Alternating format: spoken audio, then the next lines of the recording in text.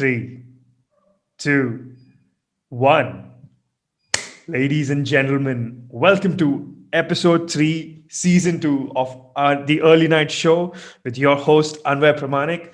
I'm super excited because I have a guest on the other side today who, when it comes to biological age, I think he might be 4, 5, 6 years younger to me. But when it comes to spiritual and mental congruency and having a conversation with someone, I think the kid in me connects to the kid in him, and the mature person in him connects to the mature person in me. So I think we have that kind of a chemistry.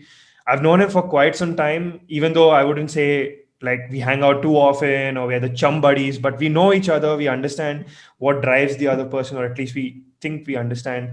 So without wasting any more time, I'd like to introduce a childhood friend of mine, Chinmaya. What's up, Chinmaya? Welcome to the episode. Thank you so much for having me, man. It's a pleasure. I've been really looking forward to this. Like when you told me you want to do this thing, we were like, okay, cool, this will be amazing. Like I've been following your podcast for a while now, and I really love the content which you've been putting out there, man. It's really. I mean, I love how authentic it is.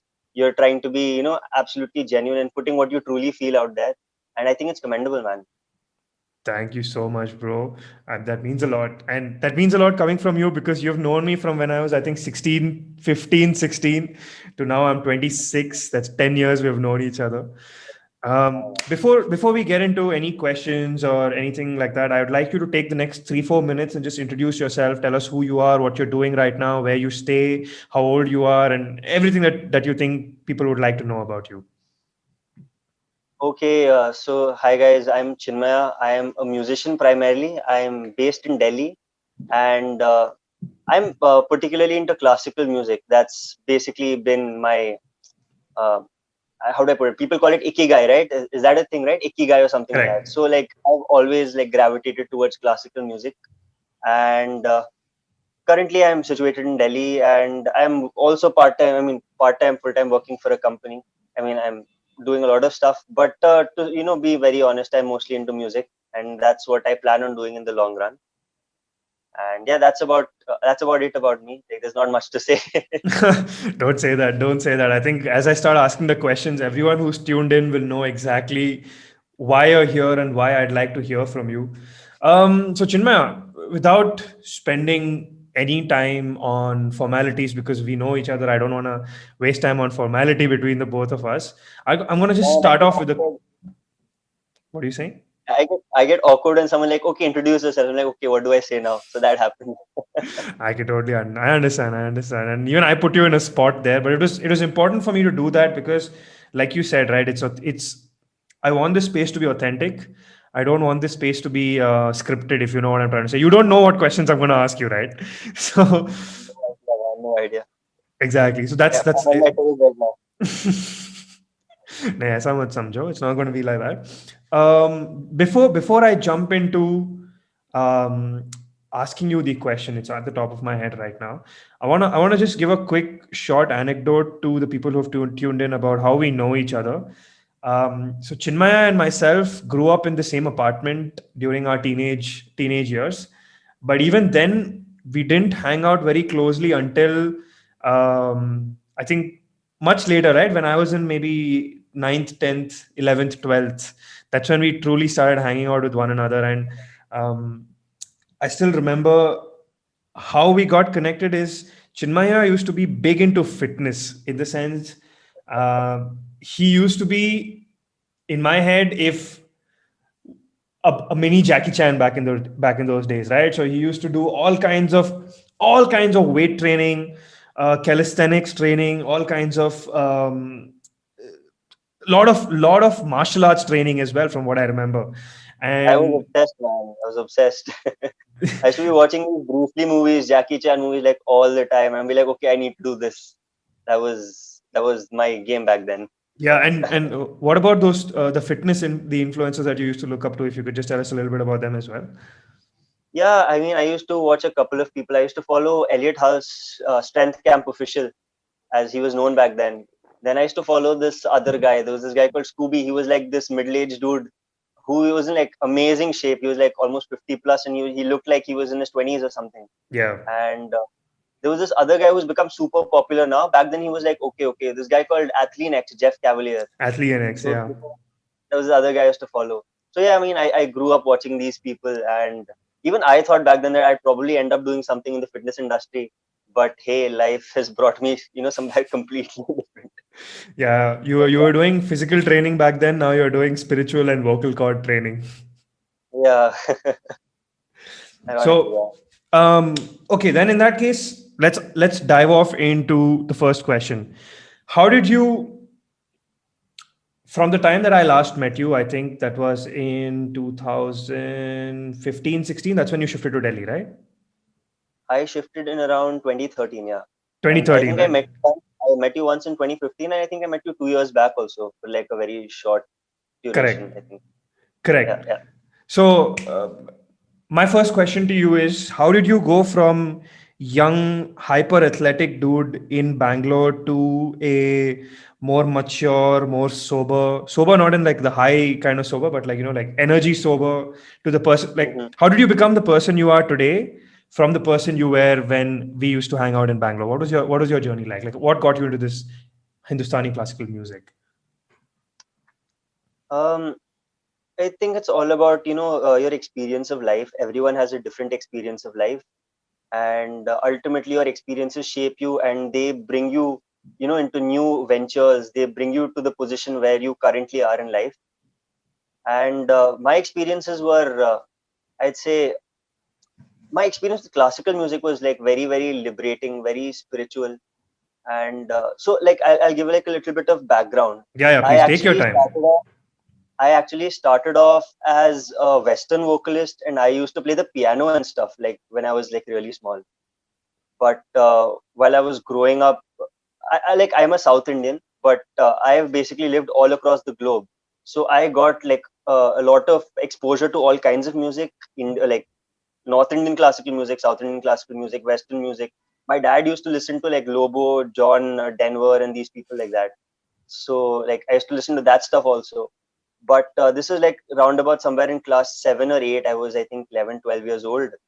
And I was trying to, compose a song. Like I was a big Linkin Park fan at that point of time. And I was like trying to compose something like similar to that song, Breaking the Habit. I don't know if you've heard that song. It's called like this. Yeah. Like I was crazy about that song at that point of time, and I was like, okay, I need to make something, with sound something like that, like not being played, like not plagiarism, but like something like that, Inspired.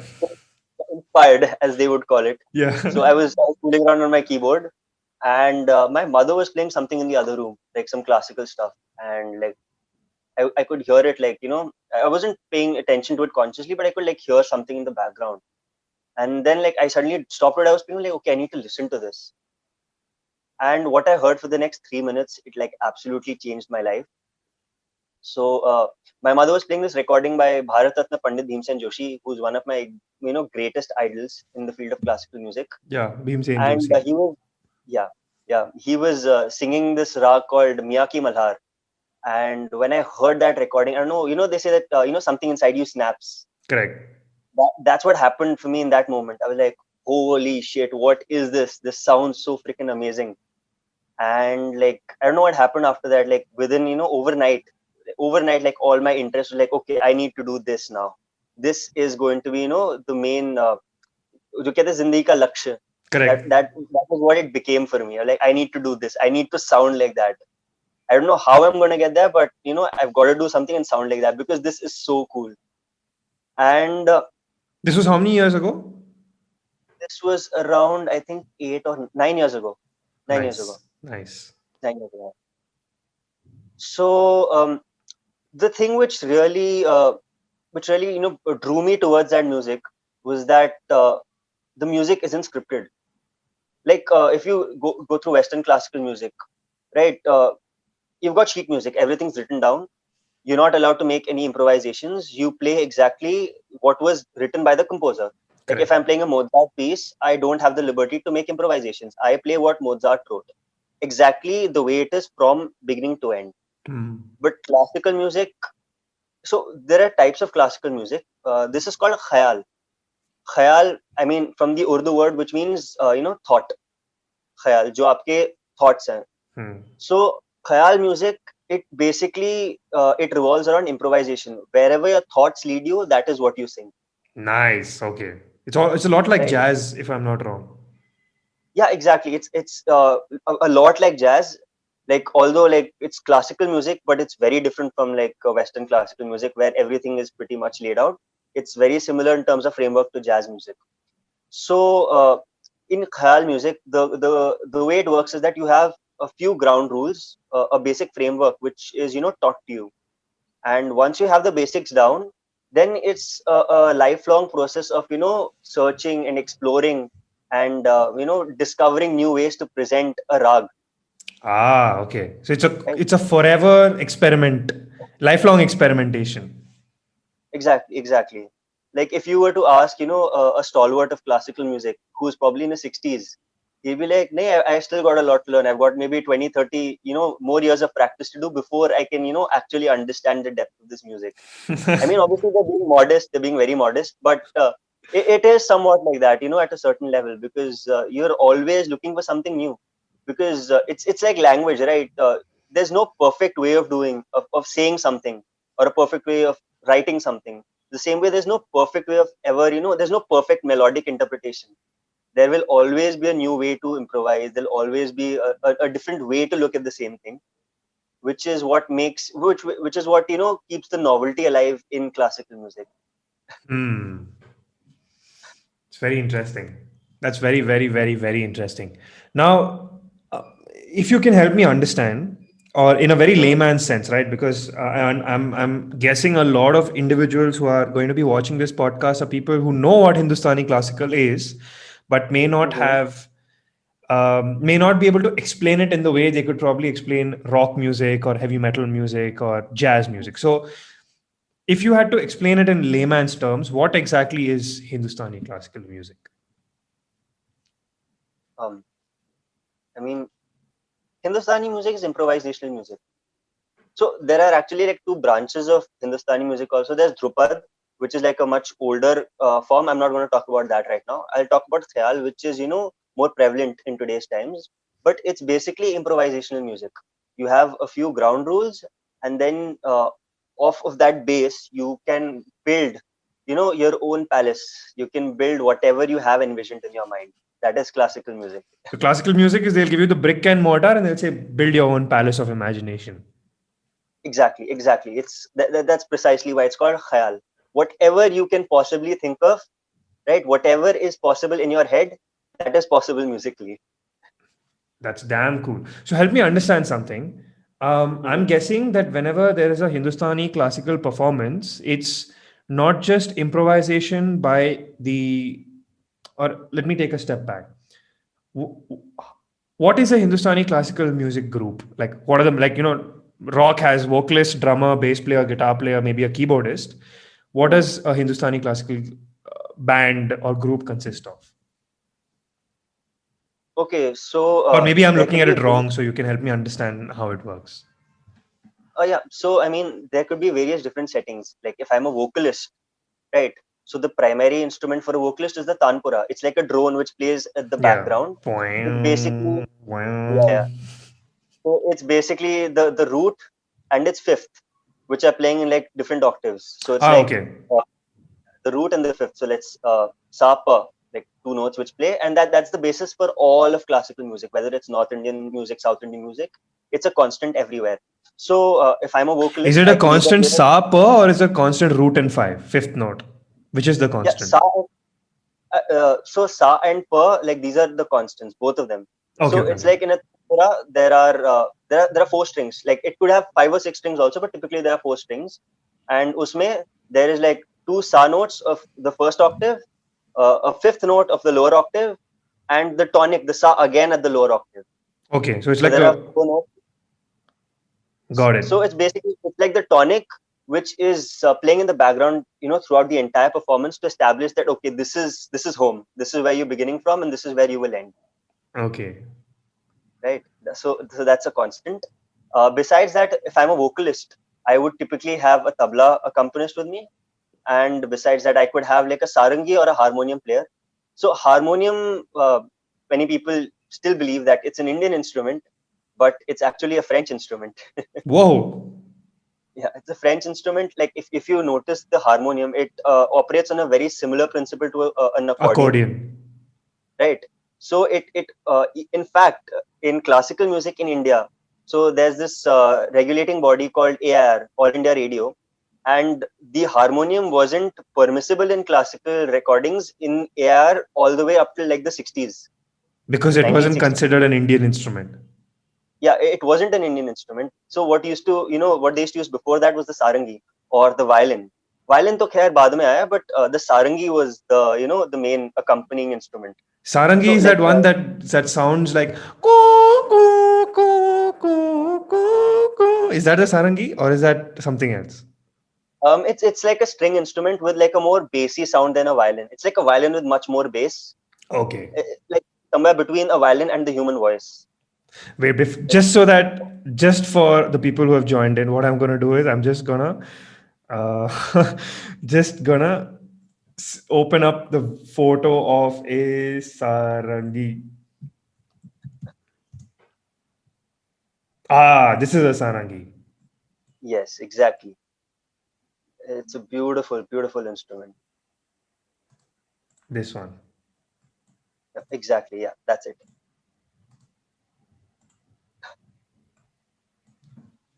So this is the OG harmonium before the harmoniums came. Yeah, exactly. I mean, this is what people used to like as their accompanying instrument. So is And this yeah, more of an it has. antique piece or this is an actual instrument with all that woodcraft and stuff gone into it? Yeah, I mean, even modern sarangis they look like this. It's every single instrument is. I mean, to produce an instrument like that requires a craftsman. So like every sarangi player actually has a work of art with them. Wow. That's interesting. Yeah, you go on, go on. I want to know more about like yeah. So I think this is a great way that you have reframed the question. If you were if it was your music group and you were the vocalist, or if the vocals were the main thing, what would your accompanying troupe be like? So you've mentioned you'll have one tabla player, you'll have one tanpura player, and you'll have one sarangi player / harmonium player. Correct? Yeah, yeah. Or you could have both also. Some people like they like to get fancy, so they have a harmonium player and a sarangi player. And there's one more instrument which vocalists typically use. It's called a swarmandal. It's Okay. like this. It's like it looks somewhat like a harp, like a giant harp, and it's got like it can have like anywhere between 32 to 52 strings, Wow. and it's like basically you tune the entire scale of the rag onto that instrument, and it's not exactly something that you play, like you don't improvise melodically or play melody lines in that. It's just there to sort of enhance the mood and the feel of the performance. Okay. Okay. Okay. You'd often find like a vocalist holding a swar mandal and be like running his fingers over it like that. So it's So it's that's more like another. ambient, adding some Yeah, yeah, ambience to the music. yeah. I mean, it adds grandeur to the performance. So okay, so that is all you would have in your troupe, like only one percussionist, one tabla person. So yeah, one tabla person is typically enough. So there's another instrument which is used for a different form of Indian classical music. It's called drupad. So in that they have this instrument called the pakhavaj.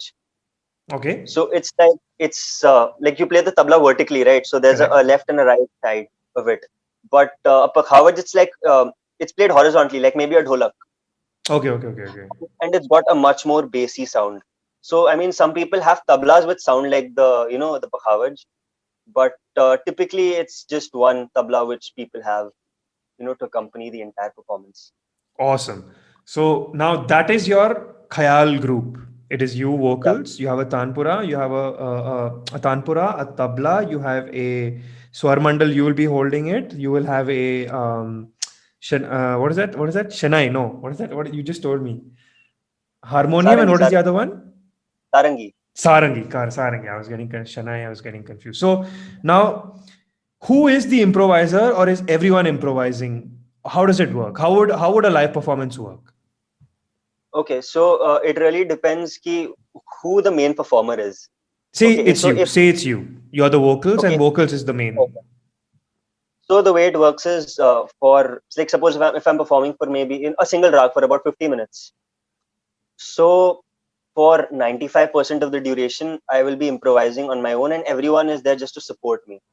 But the way it works is, in between the performance, the vocalist normally gives, a little bit of room for the harmonium player or the sarangi player and the tabla player to improvise from time to time. To But jam. yeah, basically, yeah.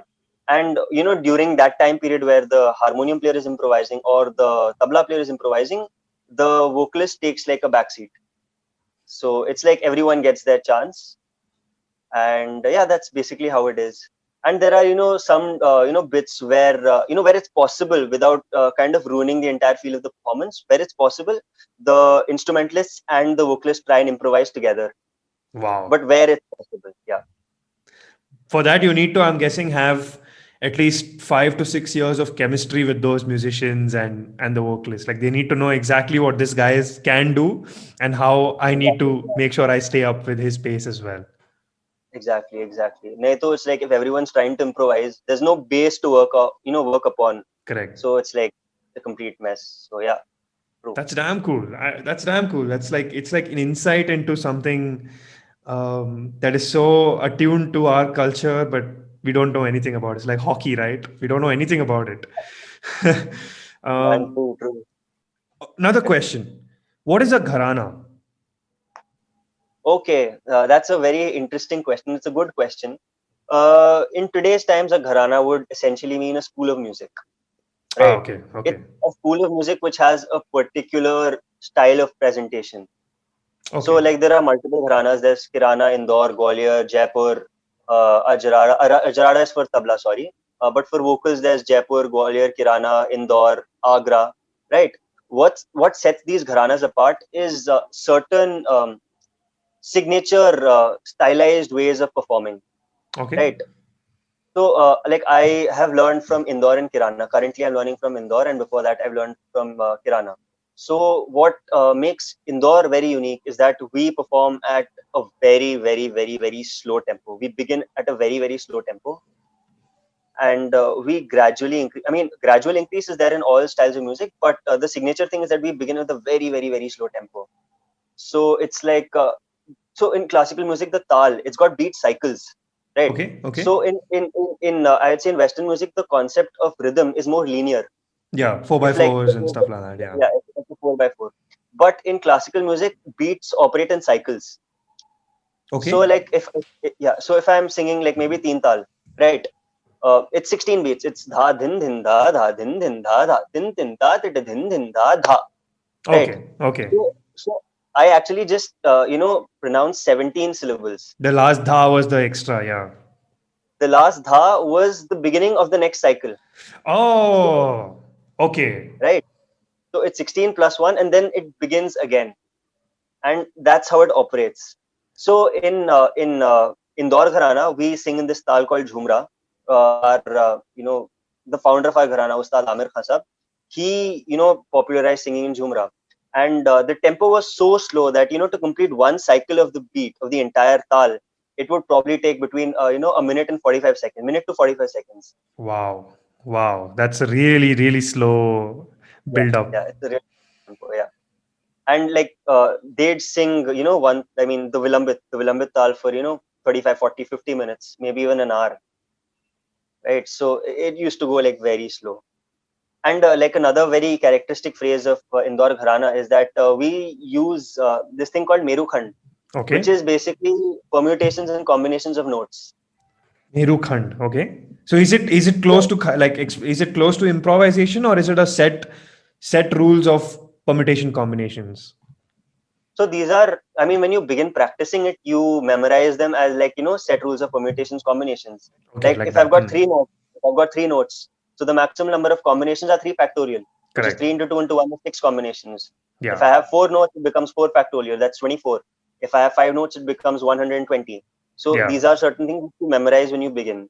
But then what happens is once you practice the base, then you find ways, novel ways to express these permutations and combinations, not like in a learnt way, but in a more, I'd say, a natural, a more free flowing way. I Like get you what you're let your, saying. yeah, so it's like you're singing, and it's not like very, very, explicitly out there that I'm using permutations and combinations. But if one were to, pay very close attention, he'd be like, okay, there's something interesting happening over here. He's using mathematical, improvisations here, but it's not like, out there. It's I happening in a understand. very, very subtle way. Yeah. So if I have to use, see, because I have guitar was my instrument. So if I have to use an analogy, it's quite like scales in a guitar. Like I know this is my scale, this is, or my, like, like you have Lydian scale or an arp. Like Yeah, basically, exactly. Yeah. I know that this is my like blues scale, right? I know this is on Hmm. my blues scale. Then I know this is my like my Lydian scale, or I know this is my like my Mixolydian scale. Now, what I will Right. do when I'm performing live is I will take the first three notes of Mixolydian, mix it up with the next six notes of my Lydian, mix it up with like a slight blues intro. So when someone's listening to it, they will not know what are the different permutation combinations I'm doing. But someone who understands these scales will be like, oh, he's mixing this with this with this. So is it quite like Right. that? Yeah, it's more or less like that. Just that, in classical music, we have a rag. Okay. So we have to, whatever combinations we do, it has to stay within the rag. So like, for example, you spoke about Lydian. Lydian is basically the scale of Raag Yaman, which is all notes natural, just sharp fourth, Just sharp fourth, right? correct. Sharp fourth. So that's Lydian. So if I were to sing Raag Yaman, all my notes would have to be within that scale, just with a sharp fourth. Then if I were to use Mixolydian, that's Raag Khamaj, which is all notes natural, just a flat ninth, flat seventh, sorry, flat seventh, right? That's Mixolydian. Yeah. So we have to follow those rules of the rag, and within the framework of the rag, I can do whatever permutations, combinations, improvisations, as long as I don't ruin the mood and the structure of the rag. Interesting. Wow. Wow. So there is actually a lot to it with regards, so even though it's an improvisation, there are rules of improvisation. Yeah, exactly. So rags operate in phrases typically. In So phrases we or have phases? phrases. Phrases, okay. So like there are certain do's and don'ts with rags. So let me give an example. So there's this there are two rags. There's Bhageshi and Bhimpalasi. Bhageshi and Bhimpalasi, These are the they only two origin. rags in Hindustani classical music. Sorry, These are the only two rags that exist, or these are two out of the many? there are over 500 rags in Hindustani Okay, classical okay, okay, music. okay, okay.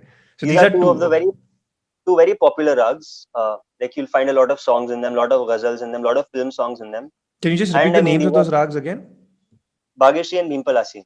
Bhageshri or Bhagyashri? Bhageshri, or you can call it Bhageshwari. It's like another name for Saraswati. Okay, Bhageshwari, and what is the other one? Bhimpalasi. Bhimpalasi. Bhimpalasi and Bhageshwari. Okay. Okay. So both of them have the same scale, which is all notes natural, but a flat third and a flat seventh. So it's sa re ga ma pa dha ni sa ni da pa ma ga re sa. So ga is flat third and Yeah. ni flat ni. So this is the scale, but both of them have completely different structures in their rags. Like Okay. the melodic the melodic line is very different for both of them, and the rules attached to them are very, very different, but they have the same scale. Similarly, like there are rags, and so we have this thing called a thought system in Hindustani music. A thought is basically a parent scale, right? Like Lydian is a scale, Yes. Mixolydian, Aeolian, Phrygian. These are all Phrygian. scales. Correct. Yeah, so these are all scales, and rags are basically different melody lines which can be drawn out of that parent scale. Oh, okay. So the rag is the end result of the factorization of a scale. In a certain sense, yes. Like I don't think there's an exact translation for a rag in English, or it's very difficult to put it in I mean, Western really sense. express what it, yeah, in what it actually means. It's very difficult to put it across that way. But yeah, in a certain sense, it's a rag. It's not just a scale. It's the scale, the mood, the time when it is sung, the kind of emotion that it evokes in the listener. Got it. A rag is so many things, and a rag also has typically it has its own inbuilt characteristics and its own inbuilt tempo. There are some rags which typically run faster. Some rags start a little slower. Some rags don't sound good if you sing them too fast. Some rags you can't sing in the lower octave. You can only sing up. So there are a lot of rules associated with them. And help me understand something. Who makes a raga? Is it a gharana or is it a prolific musician? That's a very good question. So there are certain rags which we call them ancient rags. So there was a system called there was a rag and ragini system way back. So there Way were back six would be rags. what? Like, what is Uh, way just for historical context, just for me to understand. yeah, 1500, 1600 years Okay, way back. got it. So there are certain traditional rags which are handed down to us, right? And there are certain rags which have developed over time. So I mean, musicians they invent rags from time to time. So Pandit Bhimsen Joshi invented rags. Pandit Ravi Shankar invented rags. Dr. Balamurali Krishna, Carnatic music, he's invented a lot of rags. Do tabla players create rags like Zakir Hussain? No, no, no, no. So a rag, it's primarily a melodic interpretation, and tabla players, like since they're dealing with rhythm, so there isn't scope for rag over Okay, there. okay, They okay. have different. They have a completely different system. They also have a gharana system, but they play kaidas, relas, peshkaras. That's like a totally different nomenclature over there. Got it, got It's a it. very Understood. I think I understand what you're getting to. Accents and stuff like that. yeah, exactly, exactly, yeah. Awesome. Dude, I think I have learned more about Hindustani classical music in the last 25 minutes sitting with you than I have as a Hindustani classical student in Bombay ages ago. I don't remember anything from from that. And from any of the TVS Saregama shows in which you had, Ismail Darbar ka gharana, Himesh Reshamya ka gharana. So, yeah, thanks, dude. Thanks a lot for taking me through it. Okay, now I think we have covered the past. You've told us about where things come from. Why don't you tell us a little bit about what you're doing right now with Hindustani classical music? Like, what is it that you're working on, and what is it you're currently learning? What is it you're currently developing? What is it you're currently like? What is your current relationship with Hindustani classical music? So Hindustani classical music, I feel there isn't, too much that can be done now. I mean, everything which could have been done has already been done by the masters. That's the reason why people have, started moving towards fusion, trying to incorporate, Western music into classical music, or trying to find like a middle ground between the two. Okay. But personally speaking, I'm for maintaining the purity of classical music. I personally like to sing classical music as was intended. So you're not a Right? big fan of Neha Kakkar then? Uh, don't get me started. The moment you said fusion, I just knew that you don't like. Anyways, yeah, I think that will be the next question. I wanted to ask you that next. Like, what is the future? So yeah, let me know. Tell us about what you're currently doing with the art form. Yeah. So what I'm doing is I'm trying to refine whatever whatever has been handed down to me from my predecessors. I think it would take me a lifetime just to master what already has been done, because there's so much to do. And I mean, it's obviously it's a never ending process. You keep practicing, you keep finding new things that you need to work on. That's never going to end. But for me, the road ahead, it basically involves practicing, trying to perfect my craft, and hopefully I'll decide to put my art out there someday, like perform on a proper stage someday. It's all in due Yeah, I time. know what you're trying to say. I want to explore where you see yourself going with this, because that is something that I really like to have conversation with all my friends. Key, like, what is the future? What do you envision for yourself? I'll save that question for the last half. Now, I want to ask you something on the lines of what are you currently studying? Where are you currently studying? Where are you currently performing? What is your current gharana? What is it that you're exploring in the music by yourself personally right now? So this is just me asking about you. Like, what have you been doing the last 1 year, and what you're doing right now with Hindustani classical music? Like, you can be very specific. Like, you can tell us very Mhm. specifically. It's for my learning mainly. Okay, so like currently I am doing a diploma, an advanced diploma in classical music from the Faculty of Music, Delhi University, and I plan on enrolling in the MA program. Masters of Classical Music in the coming session. That's something which I really want to do. And besides that, like if you're asking me professionally where I've been performing, I haven't been performing very often right now. I'm more into, my focus is more on, perfecting my craft at this point. Correct. Performances will come eventually. There will be a lot of performances, but right now my focus is more on trying and getting myself, to perfect my craft as much as possible. Understood. And besides that, like I've been very occupied with my job as well right now. I mean, I'm trying to. I mean, that's something I'm really passionate about. Yeah, why It's a don't you tell company. us a little bit about that as well? I mean, I think people would love to see how you're integrating Hindustani classical music into a 9 to 5. It's not exactly 9 to 5. I mean, because of the lockdown, like it's a little more liberal. I can work when I want to work from home. But so this company where I'm working, the basic idea is that we're trying to help artists earn via live streaming, since it's not possible to perform offline. And this is only Hindustani classical artists in India, I'm guessing. No, no, no, no, no, no, no, no, no. This is all genres of music. We have DJs, we have classical musicians, we have rock musicians, jazz musicians, Damn cool. absolutely anything under the sun. If you're an artist, you're a musician, and you like performing, and you want to earn, you're free to join.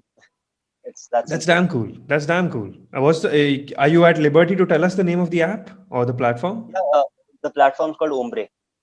Let's look it up online right now. How do I spell that? It's OMBRE.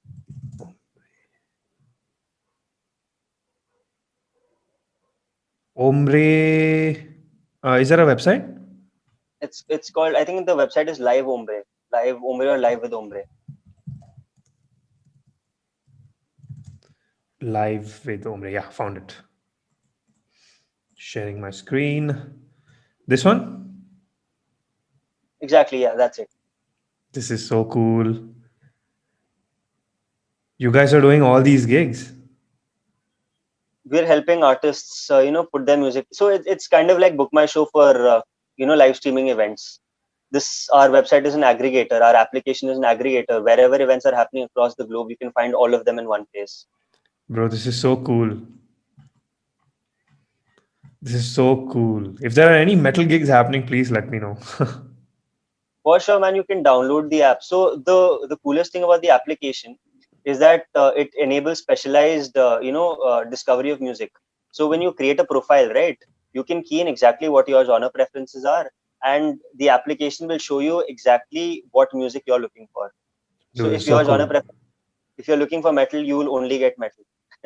So it's like how you very rightly put it before we started this podcast. It's like a Spotify for people who want live concerts on their phone. Exactly, exactly. That is so cool. And if you don't mind me asking, what is the amount of successful? Because I saw a lot of Western artists on your current roster.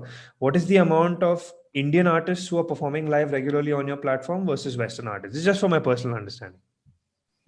Right now, I to be very honest, like the ratio of Indian to Western, it's a little, Indian is much less than the number of Western events which happen. But the irony is that a very large percentage of our users are Indian listeners, Indian connoisseurs. So it's Oh, something we're okay. working on. We're trying to create quality content. The reason is that Indian musicians are a little more finicky. Like even you asked me whether I'm performing, and I am not performing that much right now because we're a Correct. little finicky about when we perform, how we perform, how much we perform. We are little. We like to be a little more perfect about everything. It's just something which is with the craft. It's the way we look at it. But yeah, that's the main issue. We're trying to find a way to get more Indian artists to perform on the application. This is why you had, I think, reached out to me a couple of months back, asking me about a few brands and artists and if I'm still connected to them, correct? Yeah, exactly. So we're also collaborating with institutions across the country. So like I'm pretty sure you've heard of Mood Indigo, Of IIT course. Bombay. IITs. So Yep, yep. yeah, so we did a couple of events with them as well. We had some of our artists perform for Mood Indigo, Dude, and that's so cool. we also collaborated with the IIM Calcutta, Triple IT. So a lot of stuff happening. We're collaborating with a lot of different institutions. So what is the just for people who are tuning in? I think I have some people who are tuning in who love live concert. In fact, I'm going for a live metal gig today after like Oh, cool. ages. In Inner Sanctum's playing at Koramangala. So it's been a long, Oh, long right, time. Yeah, I'm right. gonna I'm gonna tear open someone's skull today and drink drink their blood. The rage of metal, right? It's like it's gonna happen. So I have a question for you. Hmm. This is a very like you can be very genuine with me on this. Okay, how much do you think Indians care about artists playing live? You can be very genuine with me on this answer. Unless you're like a Pratik Kuhad or like a Nuclear, how much does the average Indian music listener care about an Indian artist performing live? Just my for my understanding. I think that's a very subjective question. I think there are fan bases for Indian artists as well, like very large fan bases. Arijit Singh, though, I think he's you know taken charge of the entire Indian scene over the last decade. Like, are you asking like particularly about classical music or about Indian artists at large? So let me rephrase my question. You mentioned that a majority of the user base on your app is Indian users, Indian music connoisseurs. How many of them, like say if there are X number of them, which is like 100%, how much out of this 100% would willingly go on this platform to watch only Indian artists? You know what I'm trying to say, right? Like if you ask Right. me, I will be very direct with you. If you ask me, my preference would be to watch a foreign band because I expect them to have better performances when it comes to live shows than a lot of Indian bands. Again, I not to say that I don't like Indian bands. I love Indian bands. I was part of an Indian band at one point of time. But if you have to ask me what would I pay for, I would probably pay for a Western counterpart. But when it comes to Hindustani classical, obviously I will not go to Western counterpart, but I would pay an Indian Gharana. So if I have to ask you this question from a generalized perspective, um, Indian artists on your platform, Western artists on your platform, Indian consumers on your platform, where are they going more? Are they going to Western artists or are they going to Indian artists? Willingly. Um, it's pretty simple actually. Uh, Indian listeners are looking for Indian content. Western listeners are looking for Western content. So it actually boils down to what content we put out there. If we put out more Indian content, we'll be able to keep the Indian users happy. And I'd say like maybe 50-60% of the users are looking for Indian events as well. That's damn I cool. mean, Western events are happening, but a lot of people they want Indian events, That's and that's very something we're cool. working on. That's very fucking cool. I mean, that's very, very cool. I mean, it's good to hear that. It's really good to hear that. And now, how often does a or let me rephrase my question. Like, there was a time we all knew that every once in a year a metal band will come to Bangalore, a big metal band from USA or the West, and it'll come and perform. And every year you'll have two big bands that will come to Bangalore and perform. That was used to be a norm of Bangalore city at one point of time. I hope you remember. What is the usual um, what is the live music scene in this live Hindustani classical music scene in India like? Okay, so that's a good question. So it's a really good scene actually. It's quite happening.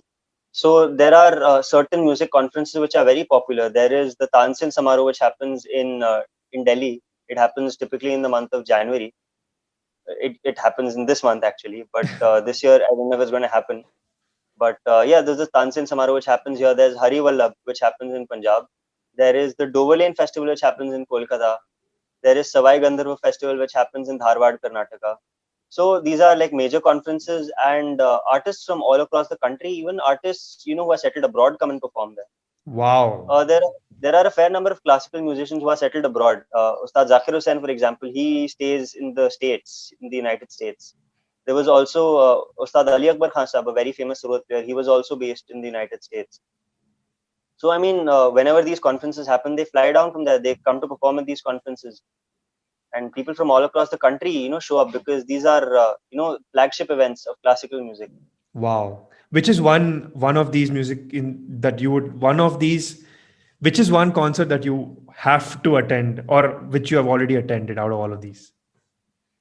I've attended Tansin Samaroh because it's in Delhi. I mean, I have the opportunity to attend every year. there's one particular concert which I really want to attend, but I've never been able to attend. It's the Dover Lane Conference, which happens in Kolkata. So, I mean, hopefully someday when I get to go there. But yeah, that's something I really look forward to. You have Calcutta roots, don't you? Yeah, in a certain sense, I was born in Kolkata, and like everyone in my family can speak Bengali except me. I'm useless. But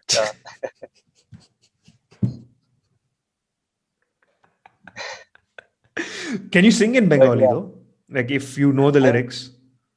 yeah, I mean, yeah, I guess I could do that. I mean, it really boils down to how well I can memorize it. Correct. And usually I have never seen Hindustani classical music musicians having any kind of sheet music in front. Never. Yeah, because like I said initially, right?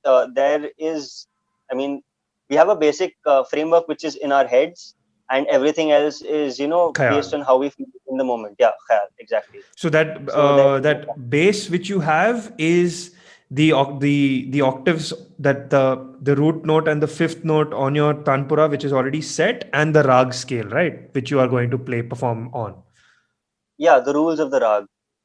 Got it. Yeah, exactly. That's damn By the way, cool. the tanpura, it could even have the fourth instead of the fifth. It could have the fourth, and it could even have the seventh of the lower octave. That depends completely on the rules of the rag. Exactly, on the rules of the rag, and there are certain performers who like to experiment a little, so they fool around with the tanpura. That's damn cool. That's damn cool.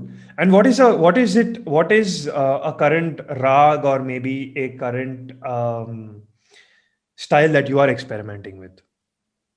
A rag which I am currently experimenting with. Uh, Or maybe I an mean, I artist who almost, you are following, any guru that you are trying to emulate and become like. so I mean, who I'm trying to become like, I'd say like I have a couple of influences, many of them. There's Ustad Badi Ghulam Ali Khan Sahab, Ustad Amir Khan Sahab, Pandit Bhimsen Joshi. But if you were to ask me about today, Yeah, today. there's an artist called Pandit Venkatesh Kumar. He was a professor at Harvard University, uh, and so he's one of the best artists in the country.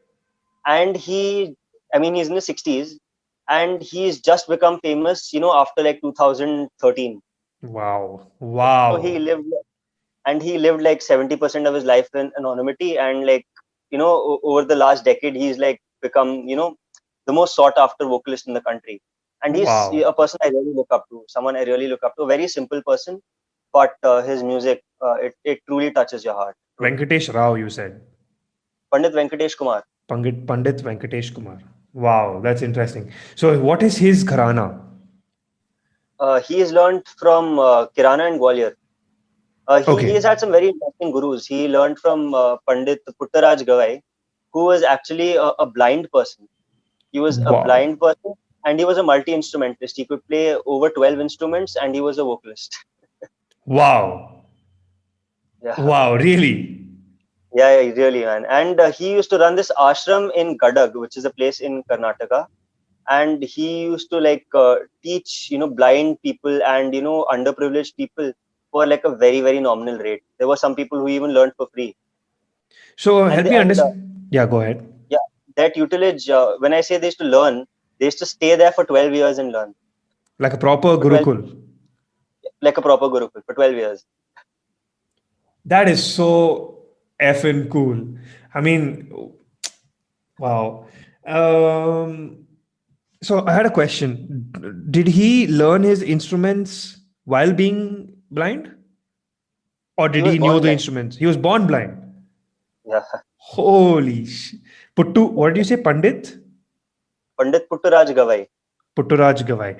Now I noticed this one thing that you're doing is you touch your ear whenever you say the guru's name, and I've noticed once when I saw that Saregama audition time, I remember they asked him like, "Why are you touching your ear?" He said, "Because it's a respect to my guru." Why do they do that in the Indian Gharana? What is the story behind that? Because we consider ourselves inadequate to even take the names of our gurus.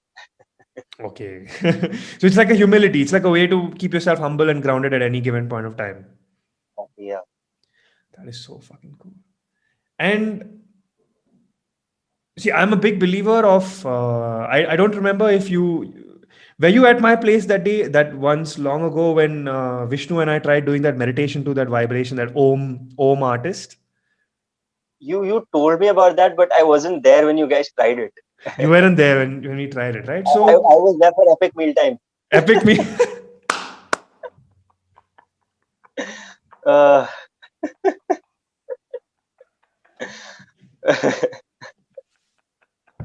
Oh my god, that I still remember that. Oh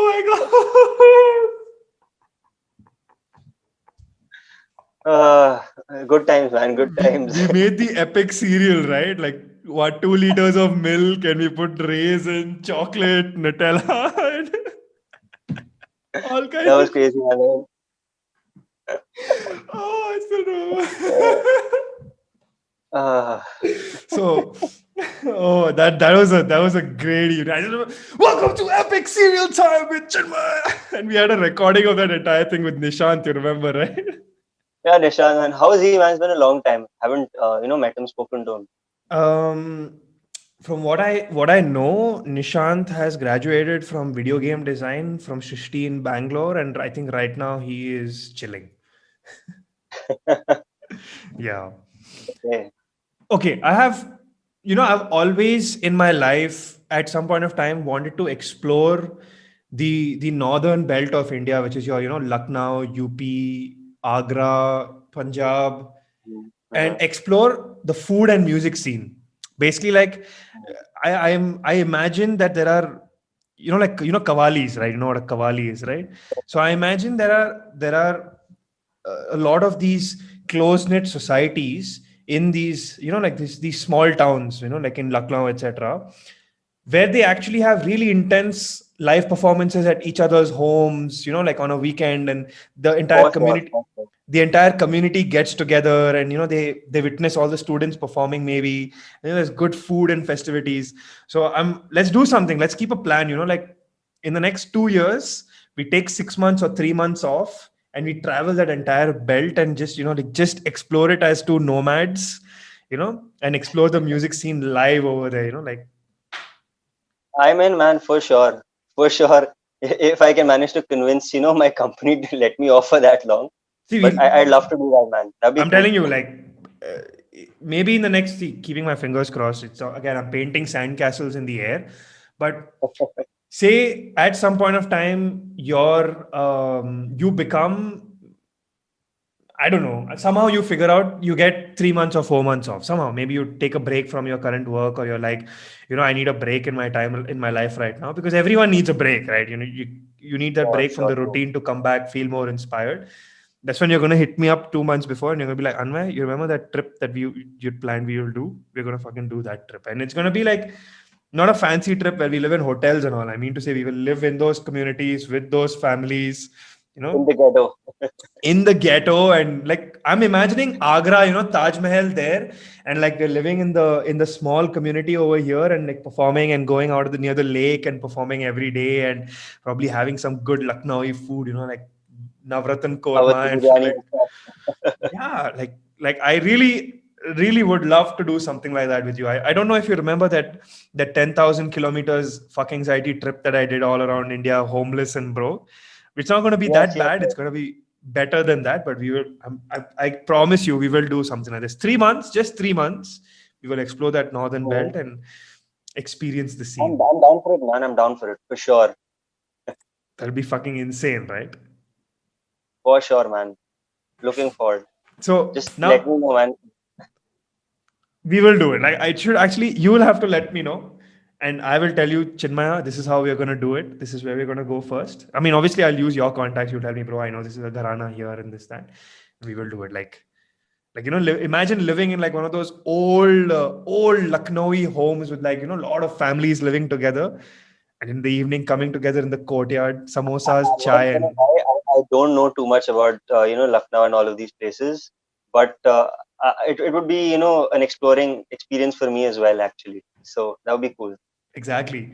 Remember the time I came to Delhi? Yeah, that was during the trip I came to Delhi and I met you. Remember? Yeah, that was in 2016, I think. 2016 or 2016. 2017. Yeah. 2017. Then I came to Delhi and Yeah. I was like, we made pasta. Remember, your mom made pasta for us, and we were watching something on the computer and eating. I still We remember that. walked around that Lotus temple. I went to Lotus Temple. Correct, correct. That was a good That trip. was Like that time, I was broke. Now I'm not as broke, so I'm pretty sure we can have better accommodation and like traveling. awesome, awesome. Cool. So that brings me to my last question, and this is something that I want you to take the next 5 minutes and tell me or tell the audience, or maybe you're just telling yourself, what do you see yourself, your future in this with Hindustani classical music? Like, do you see yourself performing, teaching, having your own Gharana 20, 30 years from now? What do you envision for yourself?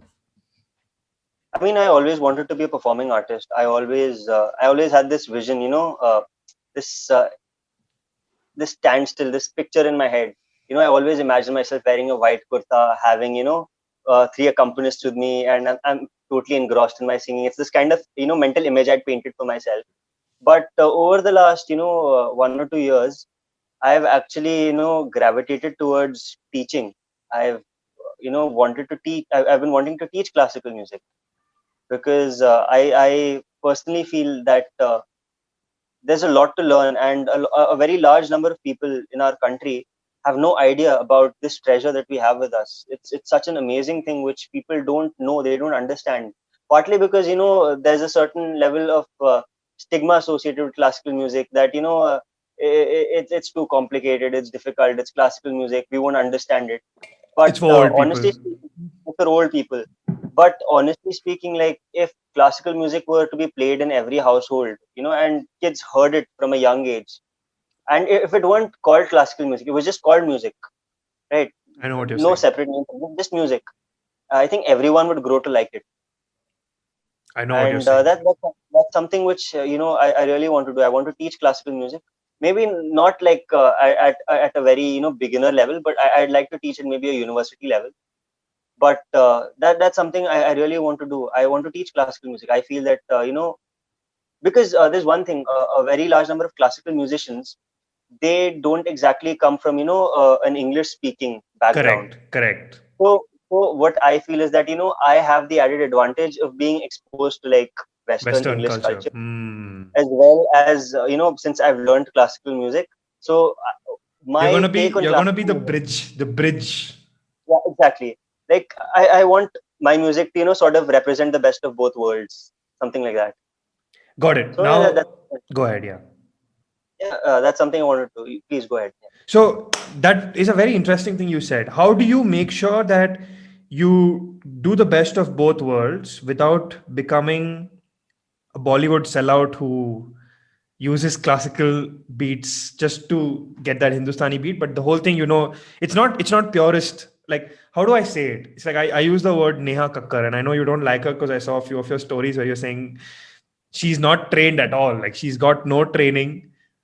She has absolutely no background in this, and this is something she's probably selling as a PR stunt, maybe. So my question to you is, how do you do it authentically? Um, it's going back to your roots. I mean, you could listen to modern music for sure, but the step forward is actually to step back and listen to the older musicians, understand the depth, of the music which people in the past actually worked on. Mhm. Listen to the older musicians. That's the only thing which you can do. Once you try and understand the past, that's the only way you can actually build a future for classical music. So yeah, that's what I feel. I feel that I mean, no disrespect to other forms of music like pop music, Bollywood music. It's all cool, but to maintain the purity of classical music, you need to follow the footsteps of our predecessors. I don't mean to sound like a You very don't want to be an orthodox. uncle, but what you're saying is absolutely correct. I know what you're trying to say. Yeah, So here's because a it's a very different path. It's a very different path. It's a path where you cannot be swayed by the idea of getting too commercial. Because I mean, while getting commercial might help pay your bills, it might help you get famous, but at what cost? hmm. I mean, will you trade off the sanctity of your art for like a few extra bucks. I know what you're trying to say. Do you want to sell out? I get what you're trying to say. So here's my question then.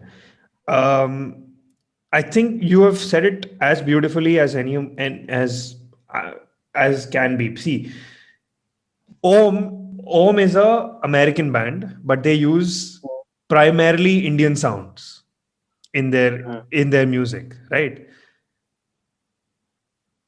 And that's massive in the whole stoner meditation and spiritual circle, whether Indians or Western people alike. So I think you are absolutely correct. It's the representation of the art. I think I could be wrong. Okay, without changing the art, I think the representation of the art needs to evolve.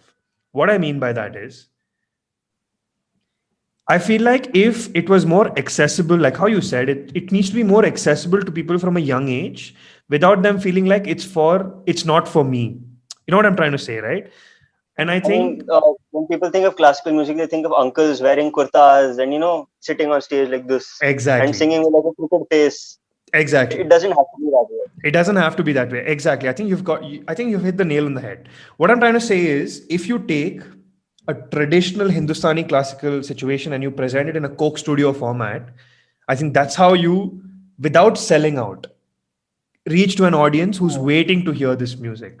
You know what I'm trying to say, right? Like you may be selling out on the fact that you're performing on national TV in a nice studio with all these mics, but I don't think any classical musician will have a problem with that as long as they get to perform their art in its sanctity, right?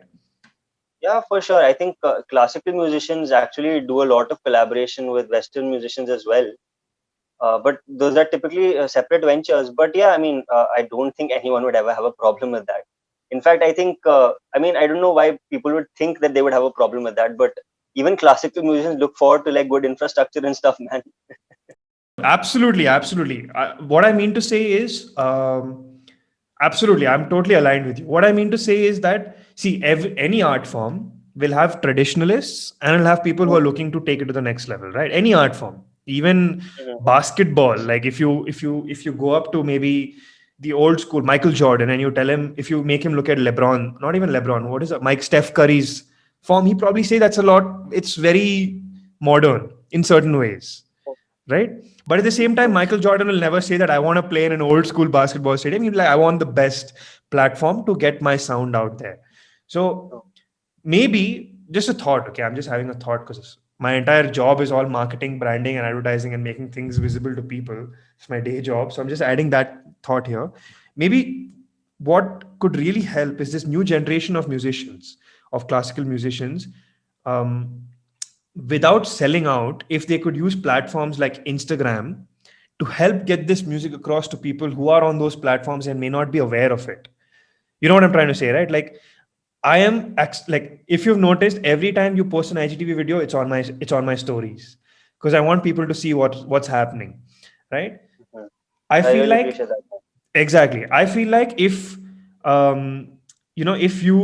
if any classical musician, I may be overselling it. Okay, I don't know. If he takes like nice visuals, like a nice visual, or even if it's in their home and they're recording themselves performing with like a 3 camera, 4 camera setup, I think that will really help them get an art form which is very traditional to an audience that is waiting to connect with its roots. You know what I'm trying to say? That's being done actually. Like if you go onto social media, Facebook, Instagram, I'd say that 70% of all the stalwarts are there now, That's and they're kick pretty active ass. on social media. They're pretty active on social media, and yeah, people, they really there's a lot of buzz happening on their events. There's a lot of buzz associated with it. People do watch classical artists perform on Instagram. That is kick-ass. So that really goes to show that there is no क्या बोलते हैं उसको, like restrictions from the traditionalists in this industry. They also want their music to reach as many people as possible. For sure. I mean, everyone's evolving with the times. I mean, when the microphone came, that was also something that artists like हम microphone के साथ क्यों गाए, Hmm. हम तो बिना गाते हैं. But eventually, even everyone, they grew to accept the microphone. In fact, evolution is something that everyone has to accept. Even the form of classical music which we perform today, although we consider it traditional, but this has also evolved from something in the past. And Correct. our current classical music will again evolve, maybe 200 years from now, when we look back and we see the timeline of classical music, we see that what's being performed, in 2200 is very different from what we are performing today in 2021. And that's what's going to happen. There's no way around it. That's fantastic. So, would I be correct to say in the next 5 years, I see your Instagram or your online accounts as the go-to place to bridge the gap between a Western audience that may not have the knowledge or the exposure to do their own research of Indian traditional music? And you are saying, you know what, boss, I've done the research, I've studied it, and I'm putting it out there in a way that you understand and I feel comfortable doing. You know what I'm trying to say?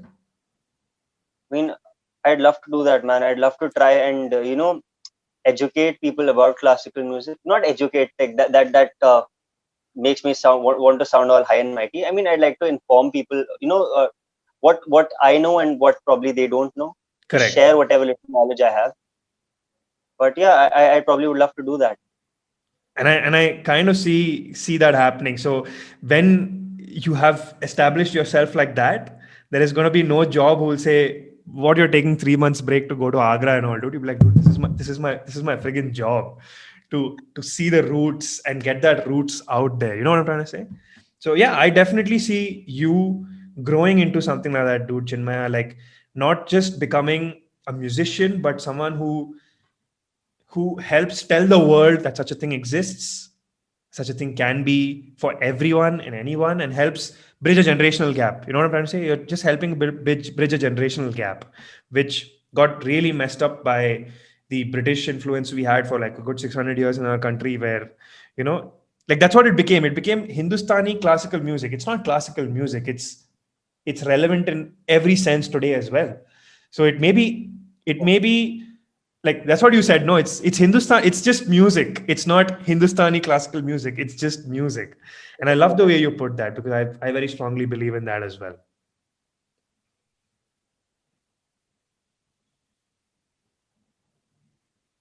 You have you have anything to add to that? I mean, I think you've summed it up pretty well. There's not much left to be said there. But yeah, I mean, classical music, like you said, it's no different from other forms of music. It's just about growing up with it, listening to it like it were any other. The idea should be to probably incorporate classical music into pop culture. If Yes, if that it can be accomplished, I don't see any reason why you know uh, the masses will not appreciate classical music. that's a very nice way of It, putting it. It's a very nice way of putting it. it just needs to be put out there. It needs to be looked at as you know as normal a thing as maybe Arijit Singh or Ariana Grande. That's about Yeah. it. And that's a very, very nice way of putting it. And I think to everyone who's tuned in today, who stayed with us for so long and has, explored this facet of Indian culture or Indian history through music, I think they've also kind of realized now that it's. I mean, think about it, guys. Anushka Shankar is playing the same similar. It's the same thing that she performs with, right? I think it's just a little more fusion what she performs. Yeah, she uses a semi-acoustic sitar. It's a sitar, in essence. Uh, the only difference is that you can plug in a jack into it. That's the only difference. That's the only difference, right? So it's just, I think, the presentation bit, like I see, again, marketing. So I don't feel really bad about being plastic and surface level, but like of all the music festivals that you mentioned, I think it's though if these music festivals were actually promoted to the new audience, they would all Mhm. come. I feel like every one of us would come. I think mainstream media has an important role in that, because I don't think, like, you would never find a commercial on ZTV or Star Plus saying ki, Dover Lane Festival is happening at so and so Yeah, time, or Savai Gandharva Festival, but there'll be like a million advertisements about Indian Idol. Or if Metallica were to show up in India, there'll be like a million advertisements about that. So I mean, I think classical music requires a little more advertisement on mainstream media, yeah. and for that to happen, I think production houses would need to become a little more accepting, and a little more willing to incorporate classical music onto their TV platforms. Correct. But if that could be accomplished, if the value in classical music could be conveyed to production companies, to television giants, I don't see why classical music could not be a household phenomenon. I mean, a household practice. This is so insane, right? Like I think, like yeah, dude. Like I know exactly what you're saying. Like I'm already envisioning, like 10 years from now, there are these summer classical festivals and winter classical musical festivals in India, and you have like Dover Lane Festival. So imagine, like how you have I mean, NH7 Weekender with an Instagram page, exactly. posters. Why can't classical music be there on the weekender? I mean, have a classical musician performing at. It happened in Shillong, I think, 2 years ago, Yeah, right? Why not have a classical music performing on the NH7 stage in Shillong, and maybe an hour after that, after classical, you could maybe have a rock band, a metal band. Why not? correct. Why Why does not? it have Yeah. to be that? Why does it have to be classical? Has to be preceded by classical and followed by classical? Why can't it be? Why can't it be that way, man? Why can't it be incorporated normally? Why do you have to silo it and say this is separate? I totally That's understand what separate. you're saying.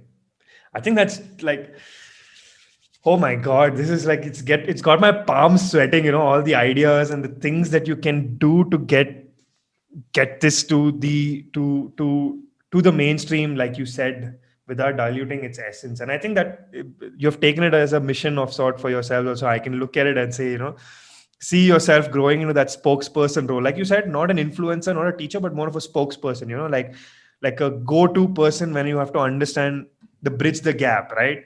So I think, like, Chinmaya, maybe you should take it up as an F, as a like, sitar metal, right? that Yeah, yeah, rishabh yeah, sure. that Rishabh rishabh Seen. rishabh scene, yeah. Rishabh Seen. He's from DU. He's from the same faculty where I currently, learn from. He's from there.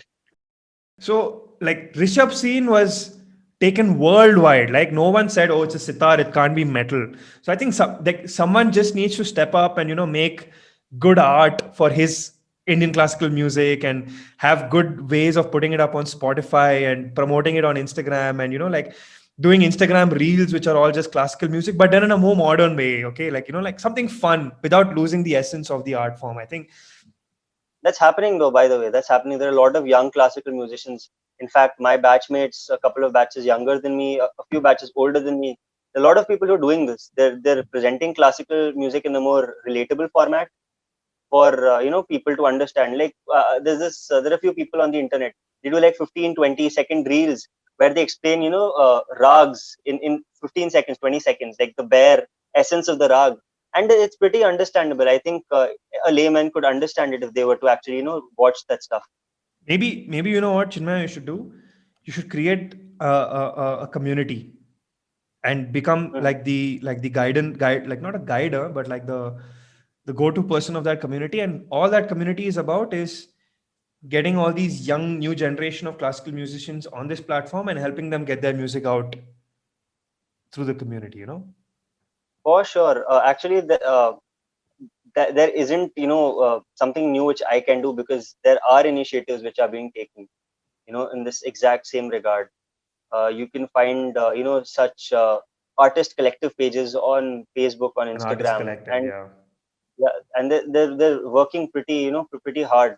They're classical, so there are like a billion classical music pages on Instagram. There are private groups, open groups, where people post their content, and it I think the internet has it's been a game changer for classical music, because like, to be very honest, for a very large part of my life, I didn't have formal training in classical music, but I was still able to learn classical music because everything is available on the Available internet, online.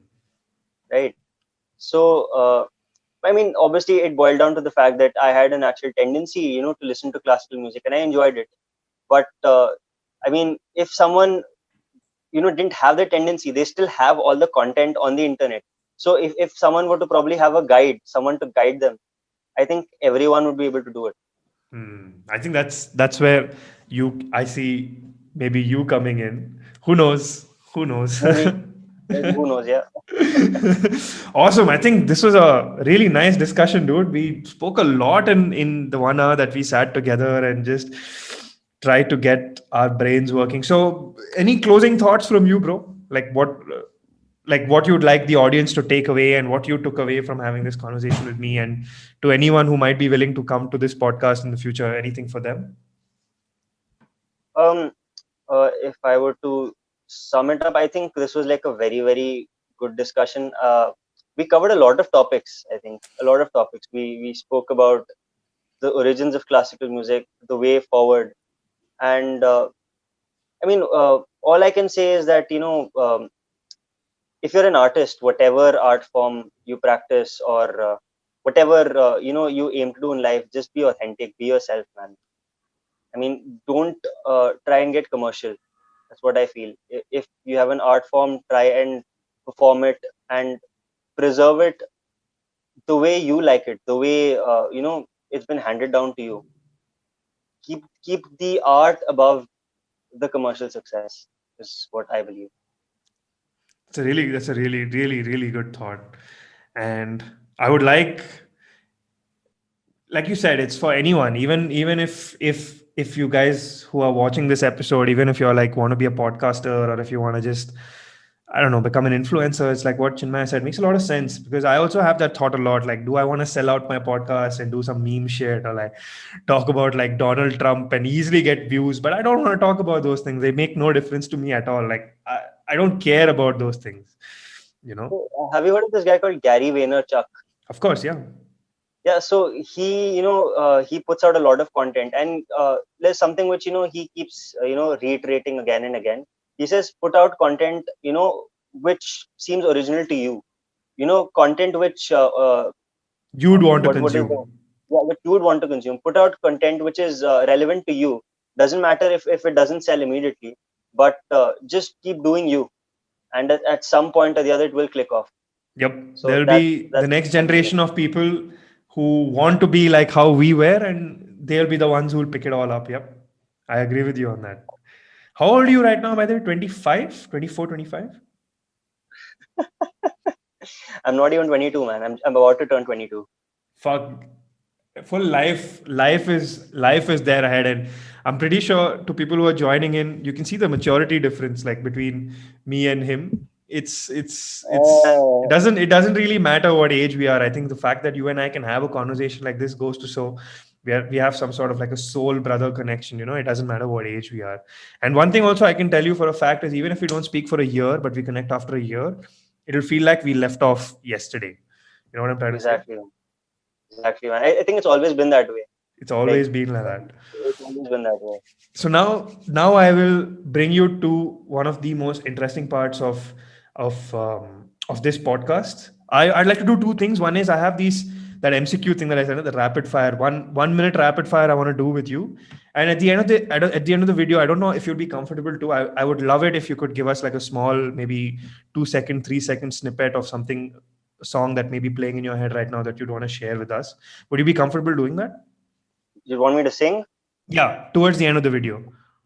For sure, for sure. Awesome, kick ass. So now let's get started with the 20 questions. It's gonna be 1 minute. Let's see what the time is. It's 13:13. As soon as it's 13:15, because I'm guessing it's 13:30 with 30 seconds done or something like that. As soon as it's 13:15, we've got to stop, and you have less than 5 seconds to answer each question. Okay, and it's very very easy, very very very very very very very very very easy questions. So you ready? Shoot, man, shoot. All right, getting started with the rapid fire. Question one. If you didn't have to work for money, what would your dream job be? Performing artist. A white sauce pasta or red sauce pasta? Pink, mix of both. Do you believe morals are important in the pursuit of a craft? If yes, yes or no? Morality is subjective. Moral nihilism. But I mean, we all have a set of morals, so I can't really comment on that. Would you want to marry for companionship, or would you want to marry to start a family? Companionship. Superman or Goku, who would win in a fight and why? Goku. If you watch Dragon Ball Super, he's escalated to the level of a god. So Um, Top two places off the top of your mind where you want to live abroad. Cities. Okinawa, Where's Shaolin. that? Japan. Okinawa, Japan, birthplace of karate, Shaolin, kung fu. And the second place? Shaolin, Is that a place? China. Yeah, China. The Shaolin Oh. Forest, the Shaolin Temple. Oh, I thought it was just a art form. Okay. If you had a crystal ball in your hand right now, would you like to know your future? Would you be willing For to know your sure. future? For sure. Define friendship in one sentence. Trust. In a sentence. Uh, okay. I think the ability to trust someone without having to second guess yourself. If you had 7 days to live, starting right now, would you continue doing all the things that you are right now, or would you want to change a few things? Uh, if I had 7 days to live, I'd probably embark on a world tour. I mean, I obviously wouldn't be able to cover the world, but जितना भी हो पाता है उतना ही सही. When was the last time you cried your heart out? I think maybe 3 years ago. 3 years, yeah. Awesome. So that was our rapid fire questions. You saw how it just kept going from all the like different kinds of things, and it was awesome that you told us honestly whatever was on your mind. I really like that moral nihilism question, that answer that you gave, because I am on a very similar point of view as well, where I believe it comes down to situation, person, and who you're dealing with, and what the end result you want. So, Chinmaya, as we have come to the end of this podcast, this delicious podcast with you, and I think we have 15 minutes before you have to go, I would love it if you could leave us with a performance from your end. Anything that you'd like to perform, if you could just introduce the Raag and where you first heard it, and a little bit about the Raag so that we as plebs know what it is. As Okay. noobs, we know what you're talking about. Okay, for sure. There's this rag called Yaman, which is a perennial rag. It's basically a rag which it's the first rag which is taught to any person who begins their classical music journey. It's basically an equivalent of the Lydian scale, sharp fourth, right? And this has certain rules. And the reason why I really love this rag is that it has a very a vast canvas where every time you approach this rag again, every time you hear the rag again, you always find something new. There's always a sense of freshness in this particular rag, and it's very popularly used in movies. Like Sanjay Leela Bhansali has a composition in Yaman in almost every one of his movies. Oh, which So is, can you tell us one song off the top of your head that you know? yeah. Ni re ga ma da ni sa ni da pa ma ga re sa. आज वादत रूबरू गई. ये है. This is Yaman.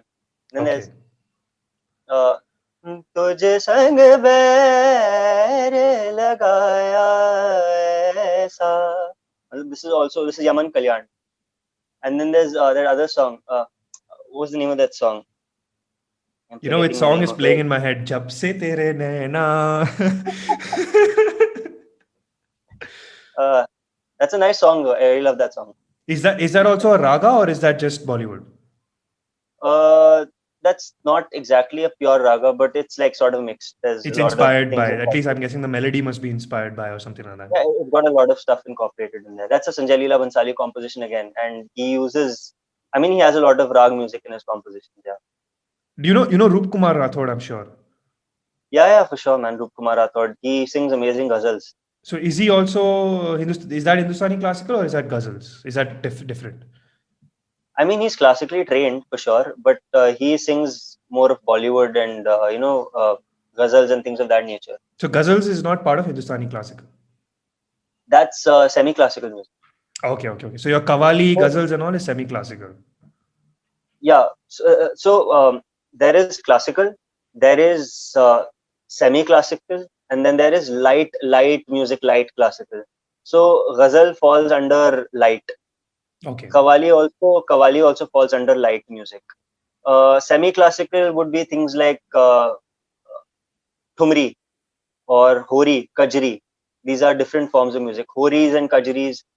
You would find a lot of folk music which could be classified as horis and kajris. And thumri, it's like a pure semi-class, pure. Okay, that's sort of like an oxymoron. Pure semi-classical. Pure It's semi-classical, yeah. It's a semi-classical form, but its origins are a little more drawn towards pure classical. Understood. Awesome. Take it away, dude. I really want to hear what you have for us. So if you just want to quickly again reintroduce that raga once more for us. Yeah, it's called Raag Yaman. Could you just give me a second? I'll actually have to put on my instrument. It'll Please, take me like please a second. take your time. Okay. I was actually going to ask you, do you maybe want to turn on your Shruti box or something like that? Yeah, I think I'll do that.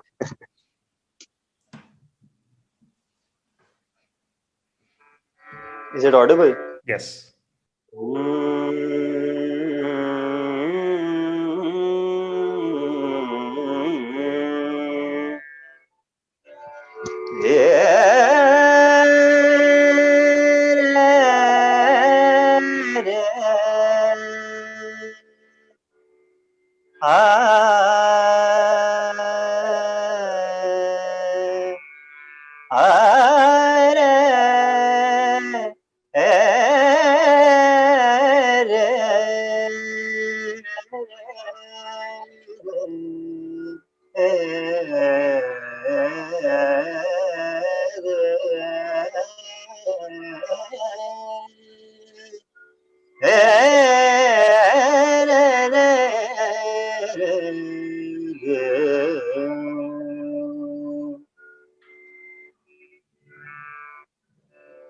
मैं वारी वारी जाऊंगी प्रीतम प्यारे, मैं वारी वारी जाऊंगी प्रीतम पर, जब आवेंगे मोरे मदरवा, मैं वारी वारी जाऊंगी प्रीतम पर, मैं वारी वारी जाऊं निरे गा मा गे गा मा नि दा सा नि रे सा नि दा मा दा मा गे रे सा, मैं वारी वारी जाऊंगी प्रीतम पर,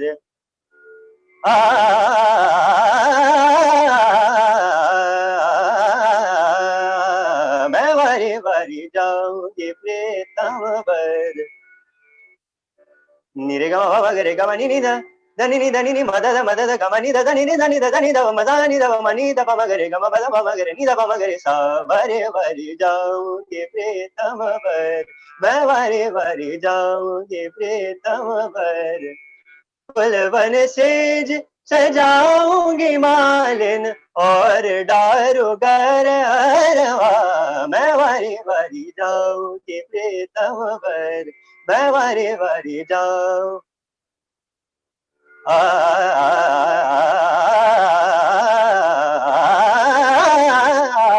मैं वारी वारी जाऊंगी प्रेम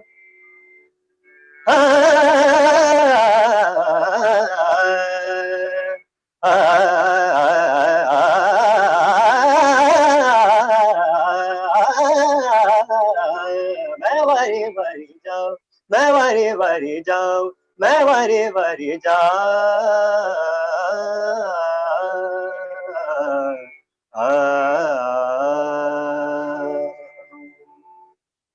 That's about it.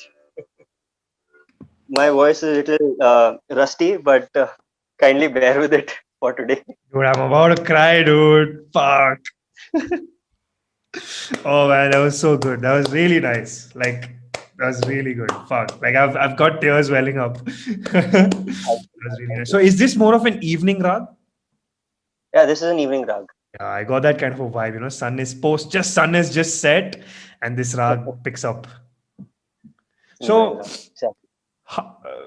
when are you coming to Bangalore next? When can I see you? When am I seeing you next? Or when am I, like, what is your life like next 1 year, 33 I months? wish I could tell you, man. I wish I could tell you, but it really depends on what's next. I've got my classes, and maybe in the course of the next 1 or 2 years, I might just drop by sometime. But I can't promise anything as of now.